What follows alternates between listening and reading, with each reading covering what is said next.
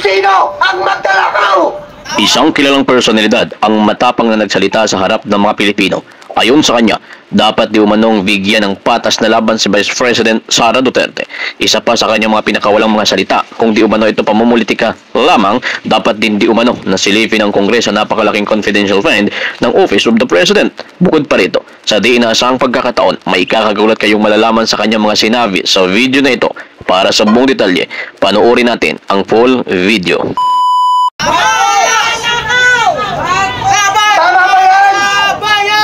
Yan ang sigaw ng taong bayan! Pangulo! Total! Lagi niyong pinagtatalunan! Lagi naglalaban ang Marcos at ang Duterte! Lalo na ang mga trolls! Sinasabi niyo nagsasawa na kayo! Ngayon, ang hamon namin! Ipakita natin ang confidential fund ng parehas na Duterte! Yan ang hamon namin sa'yo, Pangulong BBM! Hindi po kami nananawagan dito! Ang pinapanawagan po namin dito ang katotohanan at kahilingan ng taong bayan. Ang sigaw po namin, parehas po kayo ng ating Vice President.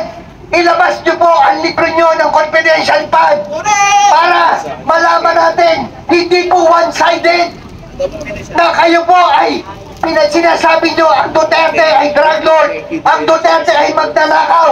Pero ano ba ang nangyayari sa gobyernong ito? Wala na kayong may pakita kung nasa ng yaman ng Pilipinas. Hindi pa ba naman sapat ang ginawa ng tatay mo? Ngayon, pinakita mo pa na talaga ang Marcos ay magnanakaw. Tunay na magnanakaw. Si Ma'am Amy Marcos hindi ba magnanakaw? Hindi ba manggagamit? Manggagamit! Diba? Manggagamit! Ayun po ay botohan. Alam nyo na po ang ginagawa nila.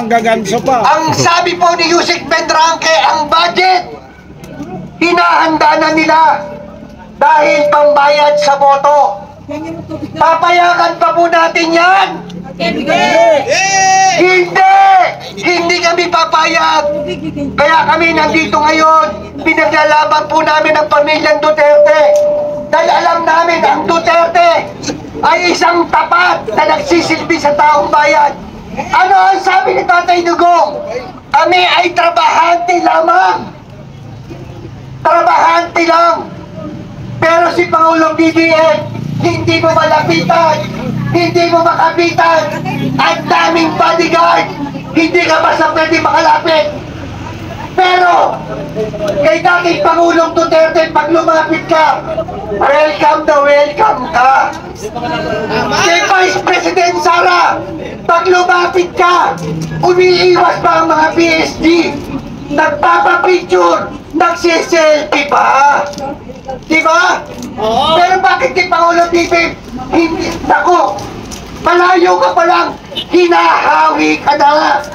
Yan po ba ang pagsisilbi sa taong bayan?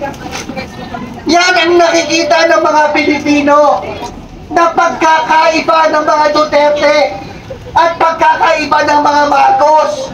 Dahil sila ay mga oligarte, sila ay mayayaman. Kaya ayaw nilang lumapit sa mga maralitang Pilipino. Hindi sila makalapit sa mga mahihirap. Pero samantala mga Duterte ang lumalapit sa mga maralitang Pilipino. Duterte ang lumalapit sa mga mahihirap. Pero si Pangulong BBM, ang mga tinatawagan, ang mga bilyonaryo. Di ba? Yan ang katotohanan. Kaya kami nandito, pinaglalaban po namin ang katotohanan.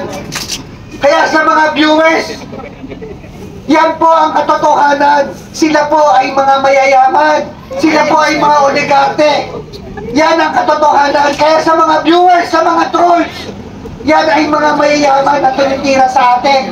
Pero humanap pa ng mahihirap na tumitira sa atin, wala. Pagkos, kinakampihan pa nila tayo.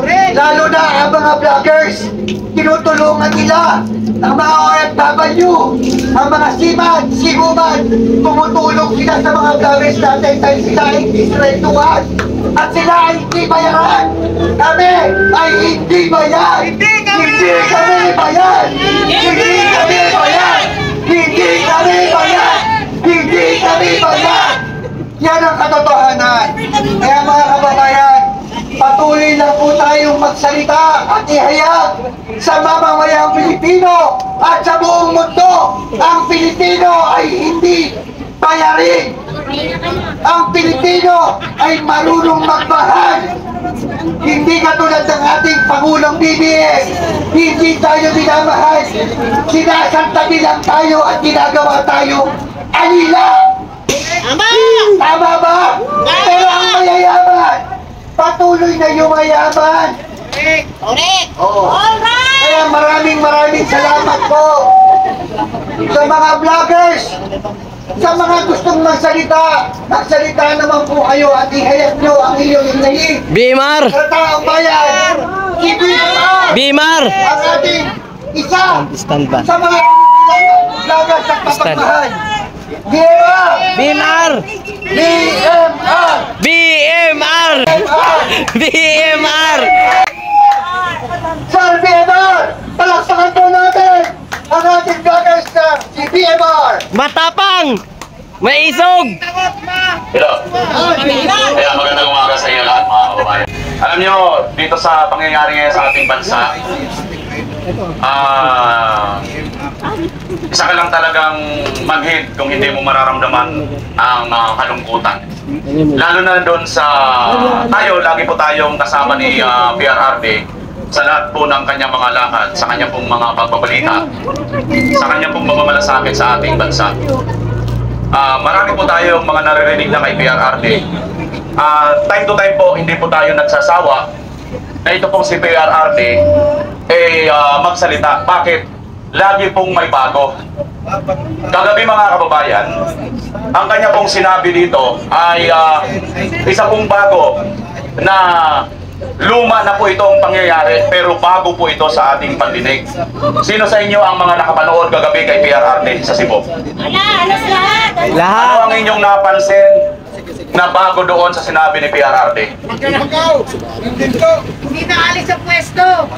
Iyon. Isa pa. Meron pa isa. Ano pa? Iyon. Ito mga kababayan, dito tayo mag-usap ngayon. Kay mahirap ka, kay mayaman ka, kay nasa gobyerno ka, kay ordinaryo kang mamamayan. Lahat po tayo apektado dito sa dalawang pinakawalang pananalita gabi ni PRRD. Una, noon mga kababayan, ako'y bata pa, no? Bata pa naman tayo. 19 pa lang po tayo sa kalaman po ng lahat, sa mga nanonood po ng live. 19 ang edad po ni BMR. Ano ho? 19.